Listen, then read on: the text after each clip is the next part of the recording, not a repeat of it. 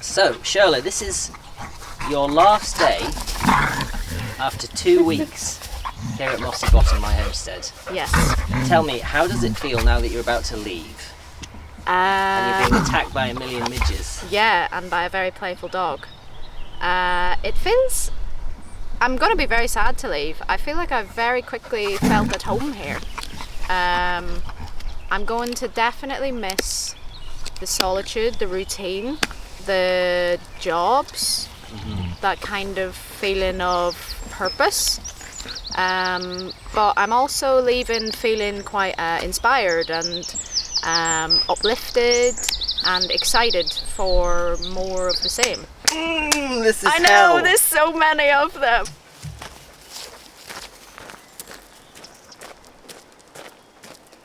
Can you describe a sort of average day here from waking up to going to bed? Yep. So that anyone else considering being a volunteer will know what to expect. What is life at Mossy Bottom as a volunteer like on an average day? Yeah, so average day is being woken up at like 4 in the morning by the cockerels, starting their day, and then going back to sleep for a few hours, and the cockerels are still going when you wake back up.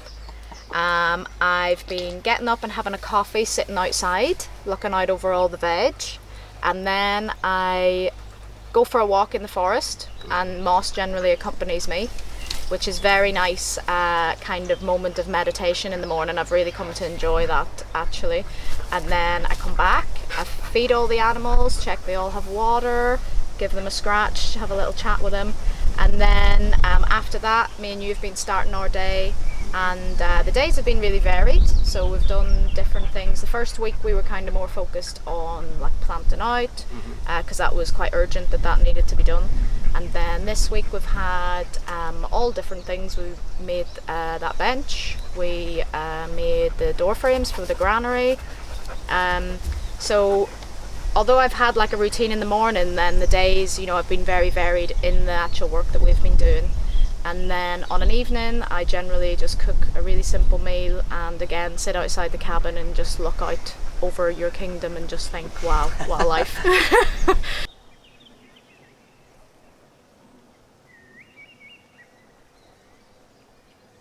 Can we talk a bit about your background then? Because Yeah. obviously people watching this aren't going to know anything about you. Yep. Where are you from originally? Where did you grow up? I'm from Northern Ireland originally. I grew up in County Tyrone, but I moved to England to go to university when I was just turned 19, and I've been living in England for the last 12 years, and I've only just recently come back to Ireland in the last 6 months. So What brought you back?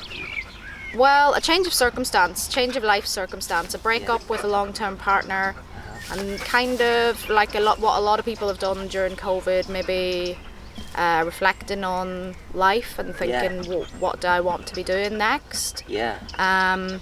And for the first time ever, I did feel a real draw to be coming back to Ireland. Get those midges, Moss. The first time ever?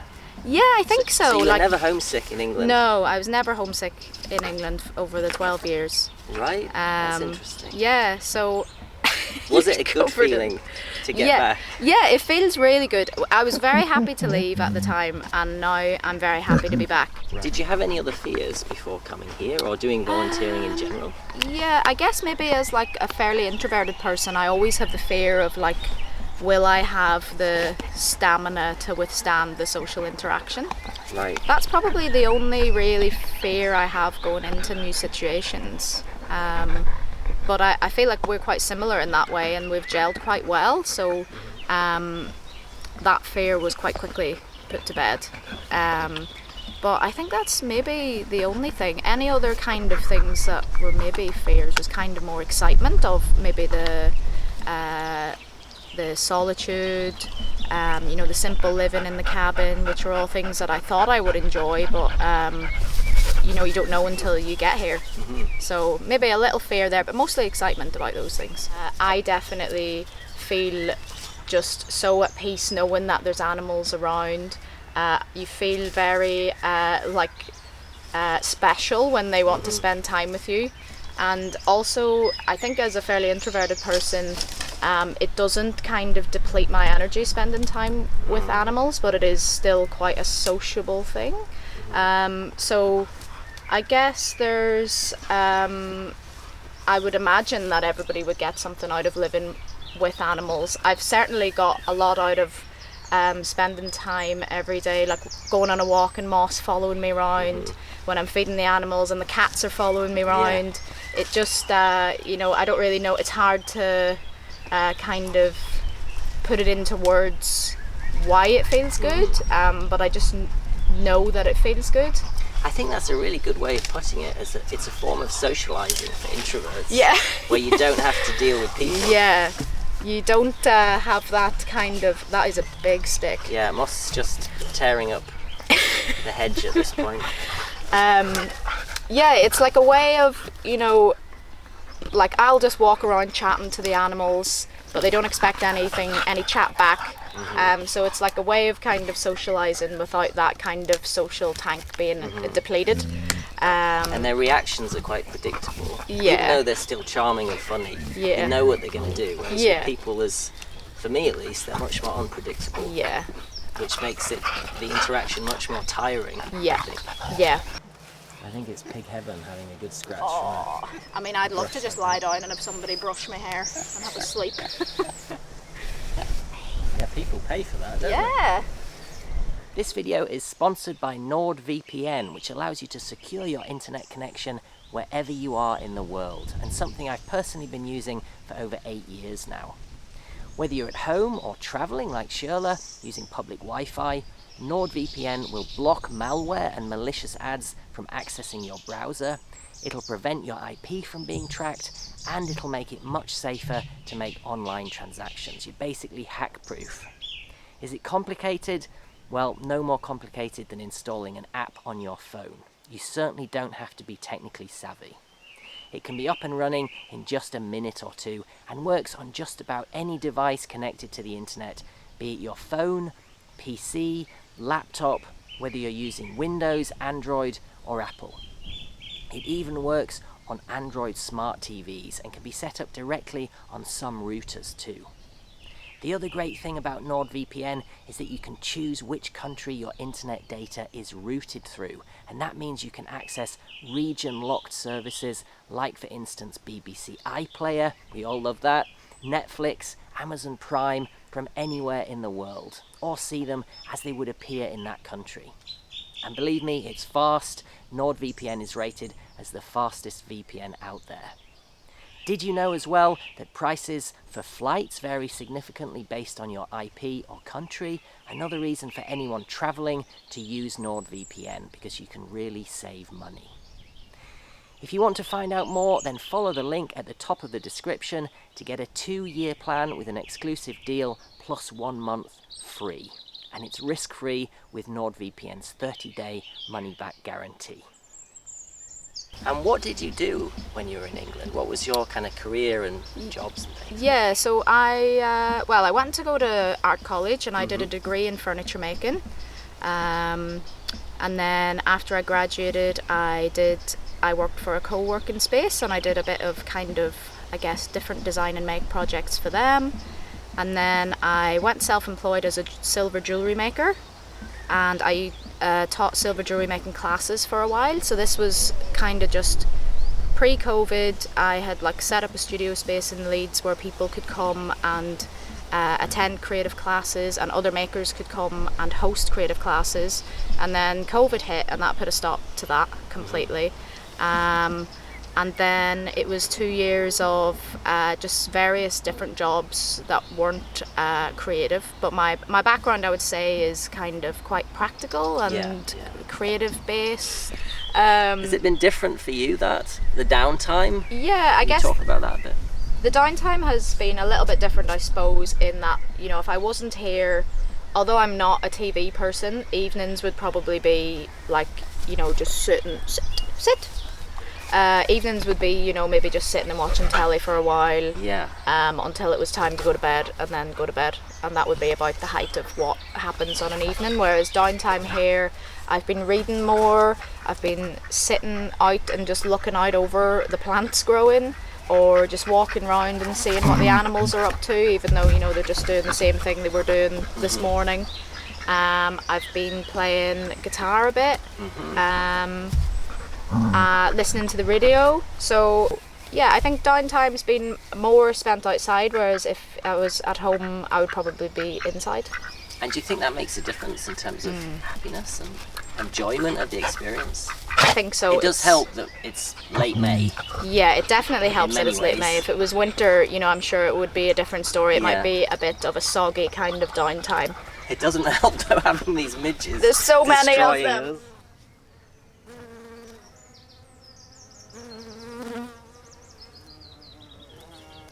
I was very content for a long time in some ways, but I think that I've maybe always in the back of my mind been thinking of doing something like this. So yeah, content in many ways and maybe longing for something else at the same time. And what was missing, if anything? You know, what was that thing you were longing for? Did you know at the time? Do you know now? No, I mean, I don't know if I know now even, but I think through doing these experiences, I'm maybe getting a bit closer to knowing. I think, you know, I love, like I say, making things with my hands. I enjoy I absolutely love learning. Yeah. And I kind of feel like if I get to the point where I feel like I'm not really challenging myself anymore, then I can feel a bit trapped. Right. So I guess maybe I was looking or longing for a life where there was the potential to pursue different things. And that's not very conventional, is it? There's not many opportunities to pursue different things in a way that you're earning money and being productive within society. It's very much expected. Oh, good boy. Sit down. Sit. Moss dog. It's... Yeah, I would say we're kind of mostly not expected to, you know, pick one thing and run with it, but I guess maybe the way that we've kind of ended up in modern society, that's the way that we maybe feel we have to live our lives, because you know, we get so tied up in commitments which then rely on us having like the steady income, which means working in the same place, which everything becomes a lot more complicated, I guess. So it's very easy to kind of get so tied up in a kind of like circle of how life works that it's quite difficult to then break out of that. Absolutely, yeah. And I suppose volunteering for you is a way to explore your options and discover ways that you might escape that long term, because you're still very young. Yep. And I guess you are not at a point in your life where you can't earn money. You know, you have to earn money to live and exist. Yeah. So you can't entirely escape that. No, there's no escaping. You have to have some money coming in. You know, it's unrealistic to assume that you can just up and, you know, do whatever you want and not think about any money coming in. But I think it's an interesting thing to volunteer, to see how other people are living their life and to have honest conversations with people about how they make that work. Like, what are the realistic kind of, I guess, I wouldn't say sacrifices, because I guess to a certain degree if you're living this life you're not thinking of them as sacrifices, but the things that you have to maybe sacrifice in order to kind of live this life. And I think that's been something, a big motivator for me, is to just see how other people approach tackling a life where they have more options to kind of follow what they feel like doing at any given time. It's really interesting to see how that can work, and that it doesn't have to be, you know, you don't have to be on 100% productivity for, you know, 50 years all day every day. You can like follow the flow of, right, well, this needs doing now, and then outside of that, you know, what do I want to pursue next? And I really enjoy seeing how people make that work. This will be the reveal of this bench as well, this video. Oh yeah, we literally have no evidence of us making it. So if you do end up living this way one day, would you credit volunteering in general, not just here, but Yeah. as part of that journey, as an important step? Yeah, I definitely would. I can't really imagine just like, for example, just going and buying a plot, like say a derelict cottage, and just starting from scratch. Now that I've volunteered, I can't imagine having done that. It kind of feels like a really important part of the process for me, to go and learn from other people. And I guess it's part of the fun as well for me, the thought of, you know, trying out different places, seeing how they're doing things, and then you get ideas for doing your own thing. So do you feel encouraged now about one day doing this yourself? Yeah, I definitely do. I mean, you know, I don't know when that'll ever happen. I'm not in the position to be living this lifestyle anytime soon, but I definitely feel encouraged that if the stars aligned, it would be something that I would enjoy, and that I would be cut out for, and that I could, you know, I have the kind of patience to learn the things that I would need to learn to be able to live like this. Does it make you want to change your life though in any way moving forward, in order to perhaps create that opportunity? Yeah. I don't know how you would do that. I mean, in my case, it was working for 10 years in an office job without really thinking about the end goal. I just did that because that's what everyone did. That's the path you get kind of funneled down. And then I found myself in a position where, because through volunteering, there was a realization that, oh, I could do that. But your situation is a bit different, because you've kind of had the realization, but you're not in a position to do it. Yeah. Does it make you think maybe doing it in a different way, maybe going in with other people, or trying to pursue a path of earning money as quickly as you can to allow it? I mean, is that realistic? How do you sort of see the future? Yeah, it's, you know, I really don't know at the minute. I know that there's so many different ways that you could kind of work towards this life. And I guess it's, the tricky thing is now, from having done this, I feel like it would be so difficult for me to now be like, right, well now I'm going to, you know, I don't know, work a full-time job for the next 5 years and properly save, or the next 10 years or whatever, and properly save.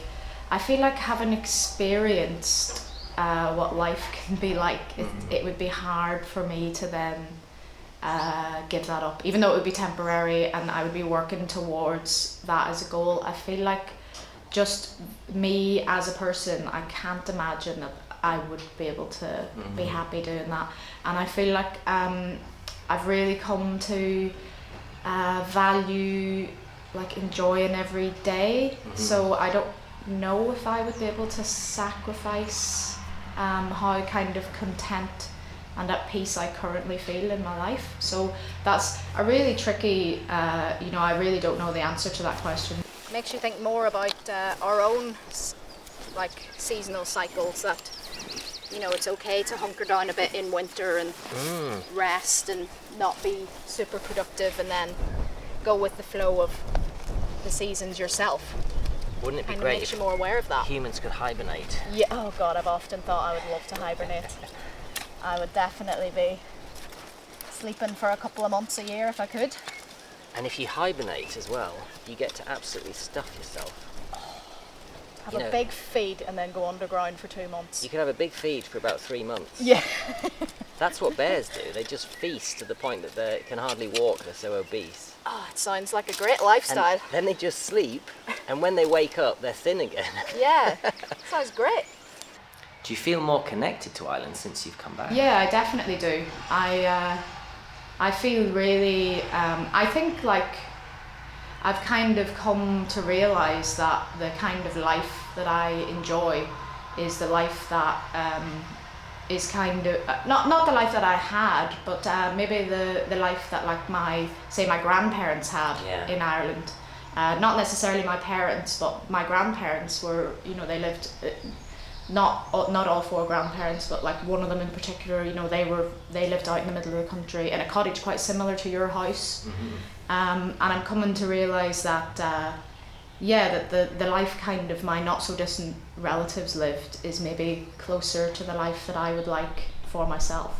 Do you think it's a strange thing that young people, you know, like yourself, want to have a similar life to the life that their grandparents, great-grandparents had, which obviously would be much more simple, growing food with less technology and less things, you know, do you find that a bit strange? Yeah, I do find it strange, and I also find it very interesting to think about, because we have the kind of luxury of not having lived in those times. So we have the you know, the rose tinted glasses of thinking, you know, wasn't it idyllic, you know, simple living, and wouldn't it be great to live more like that? And it's hard to know how much of that was their experience, or how much of it was just damn hard living. And actually we should be very grateful for all the kind of progress we've made in that short period of time. I think from my perspective, it definitely is incredibly hard work, relentlessly hard work. It isn't the romantic, idealized vision that you have of it prior to living it, but it's still better. It's still more fulfilling. It still gives you a greater sense of control of what you're doing on a day-to-day basis. It's still more satisfying. I know after 6 years of being here that I'm much happier than I was before I moved here. So it's kind of I feel like it's a mix of both. You know, there is a tendency, I think, to romanticize it, especially from younger people who haven't lived that life. But it also is better. I feel like it's a better life. It's a richer life. It's a simpler life. It's a less stressful life. And I think the romanticising thing, you know, you could say that about most things in life. You kind of have to romanticise it to, in any way, think that you might go for something. So, you know, I don't think that's exclusive to this kind of way of life. You know, we kind of romanticise things, and then the reality is always going to be much harder in everything that you do. But the reality of a life like this, even though it's extremely hard, is that you've done all that hard work for you. And you can watch the progress day to day, and you can follow the thread of what you feel like doing at any given time, and you're in complete ownership of that hardship almost. You know, you're not like, your life isn't in total hardship for something else or somebody else's benefit. It's, you know, it's hardship for your own benefit, which I think is a bit different. I have this vision of, I think we talked about this a few days ago, of seeing a patchwork of small holdings and you know, young people out there working on the land, growing food, keeping animals.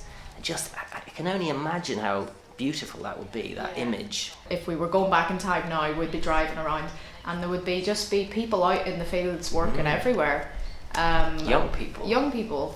Well, a mixture of families, people working together, but now, that's not so much of a thing. You know, we don't just see people out working on the land, and it's sad. It is sad. I mean, it's that thing of kind of what we were saying, like, people have, you know, generations before have worked hard to kind of like relieve the next generation of that physical stress or worry or perceived burden, which is, you know, great. There's nothing wrong with that. Like, that is very, you know, very grateful for all past generations that have meant that we have a very privileged and, you know, very comfortable life now.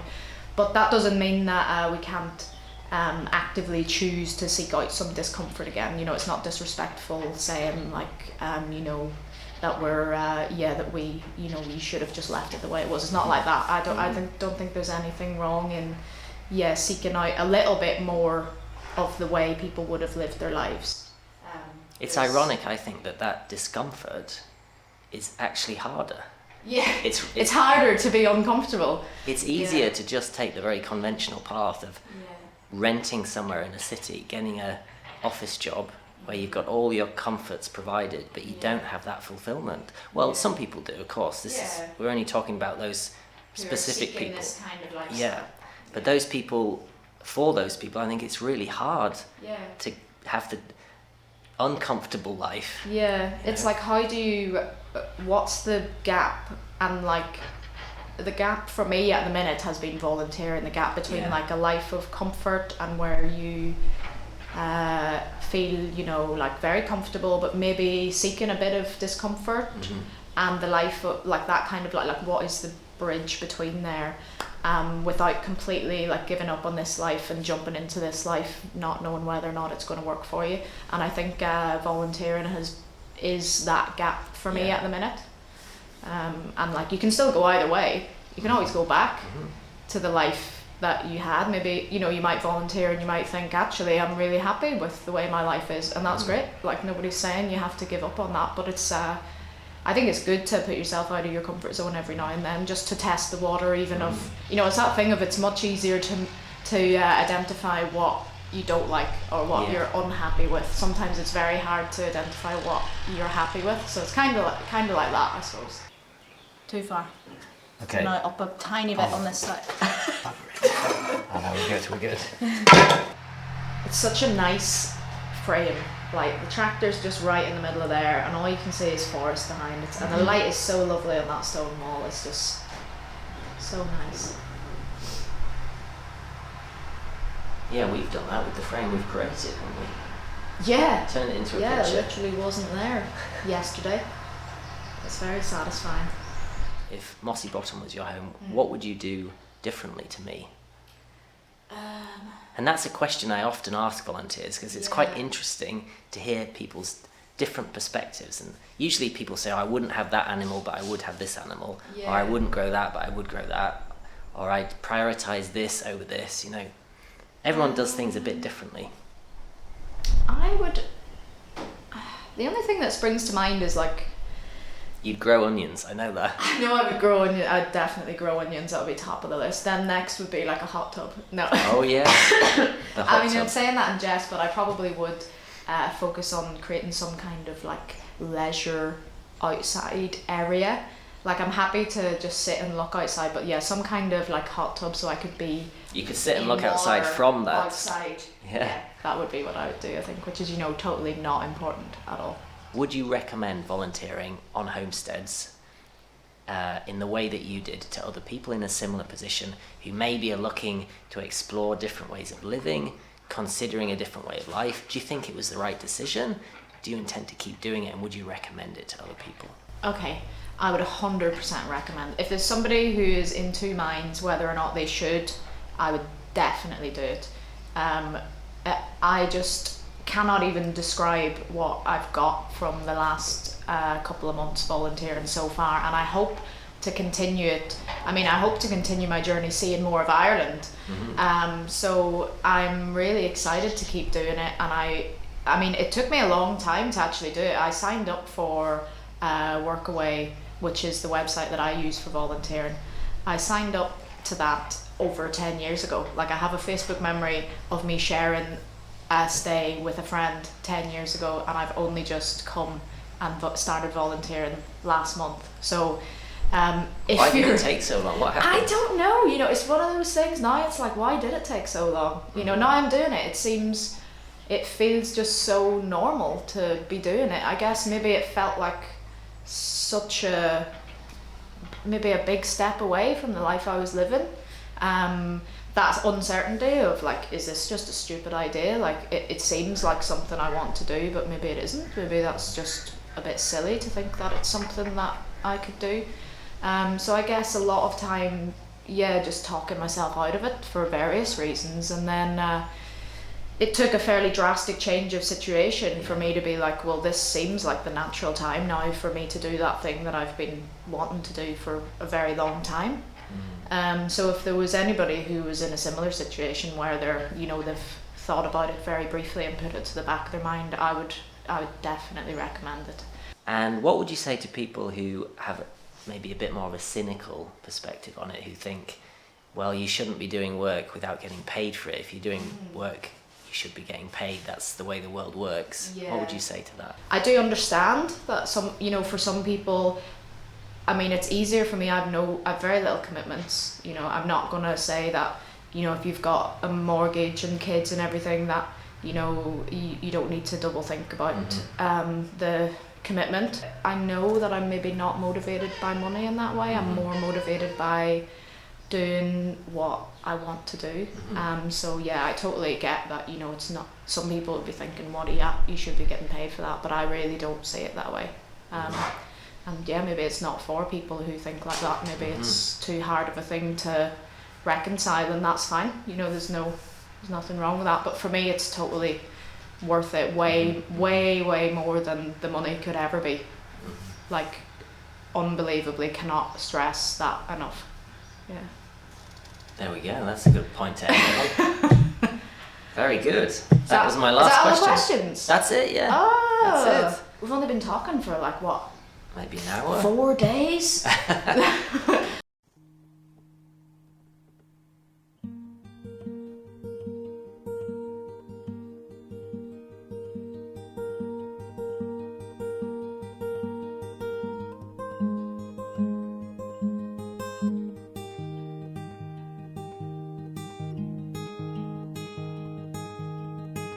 Oh, I was born in a Quaker town where folks worked good and hard for the ones they loved and got above. Each day they punched their card, and when evening came back home again, they'd rest a while and say, "'Tis a hard old life, but for kids and wife we'll work as another day."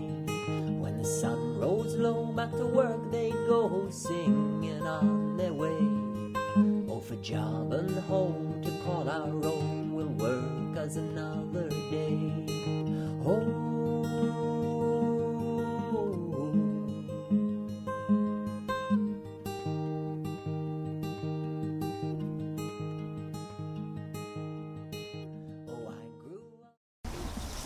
The midges have literally just moved over to where we are. Good stuff. Let's get eaten to death. Right, so this is going to be fun with these figures. So as I was saying, But I have a feeling wherever we move, they'll just follow. I mean, I think it's partly because you're quite practically minded and you're good at getting stuck in and just getting on with things. It was, I guess, because we were ahead of schedule.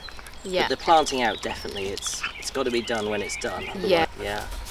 Do you think there are a lot of other people that go through that process, maybe in their 20s, Yeah. of wanting to escape the small town feel that they grew up with, where everyone knows everyone, and they go to the big city to have that life and they want to come back? I mean, Is I that would a thing, do imagine you so. think? They're all around his head, I can see them. Wherever he is, not too bad this side now. I've reached my limit. I'm absolutely getting murdered by midges. Bit I to can't life. think straight, that's the problem. Yeah, that's the worst bit, is that you feel like you're saying words, but your brain's like midges, midges, midges. I kind of now find it hard to imagine like living this kind of lifestyle without animals. Like I struggle to see how that would work, really. One of the things I'm really interested in is the downtime. Because I think downtime when you're living like this is different to downtime if you're living in a city or in an urban area. Yeah. Because you have a greater connection with nature. Yeah. And it tends to encourage people, I think, to embrace that connection. And like you're saying, sitting outside, going for a walk. Yeah. Has that been different? Did he just fart? I don't know. Mitch, I don't think. Oh no, that stick's way too big. I feel like they've maybe blown away now. Yeah, should we try? Yeah. Oh, we're doing the average day. I think then you said, is that different from... It gets to a point where I can't think. Oh, I just inhaled loads of them. Imagine if all this time it wasn't recording, that would be... I'd be gutted. What I'm worried about right now is the tractor noise. Yeah. There's it might always just be bloody like, something. Brrr, and we're like... Yeah.